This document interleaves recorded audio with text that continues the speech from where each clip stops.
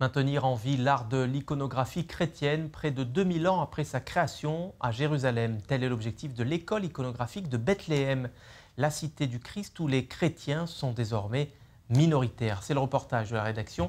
Il est signé Ariane Ménage et Maël Benoliel.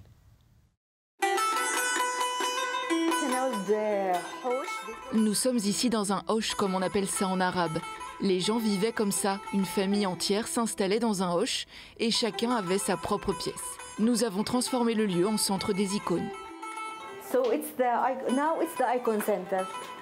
À la tombée de la nuit, Mouna Khader ouvre les portes de l'atelier de l'école, situé à seulement une centaine de mètres de l'église de la Nativité. Aujourd'hui, quelques élèves viennent travailler sur leurs icônes. Tous ceux qui font de l'iconographie utilisent des techniques différentes. Notre professeur est grec, il suit les méthodes byzantines et nous demande d'utiliser un bâton comme celui-là. Quand on travaille, on peut s'appuyer dessus et la main est beaucoup plus stable, le coup de pinceau aussi. Voilà déjà plusieurs semaines qu'Olivia travaille sur cette icône. Chaque pièce demande en effet presque 2 mois de travail. Pour moi, faire ça, c'est comme de la méditation. Vous pouvez atteindre un autre niveau de conscience. Vous créez une véritable connexion avec votre icône et ce n'est pas comme n'importe quel dessin. Les couleurs et ingrédients ont chacun leur signification. La planche de bois représente la croix. Le jaune d'œuf qu'on utilise pour les couleurs représente la Renaissance. On mélange avec du vin qui représente le sang du Christ.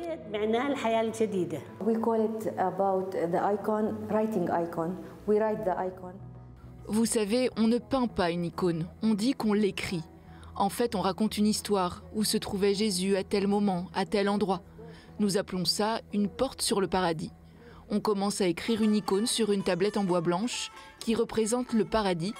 Ensuite, on y ajoute tous les éléments peints. Face à une icône, on ressent cette histoire.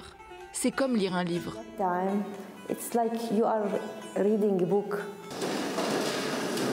Mouna a repris la direction de l'école il y a 2 ans et demi. L'établissement accueille désormais une vingtaine d'élèves, formés comme de véritables apprentis à un métier aujourd'hui presque oublié. Celle-là, par exemple, est l'une de mes icônes. Ça m'a pris 2 mois environ. J'écris en arabe parce que nous voulons retrouver nos traditions et retrouver certaines pièces en arabe. Le halo est en or et toutes ces couleurs viennent de pigments naturels. Tout est peint à la main.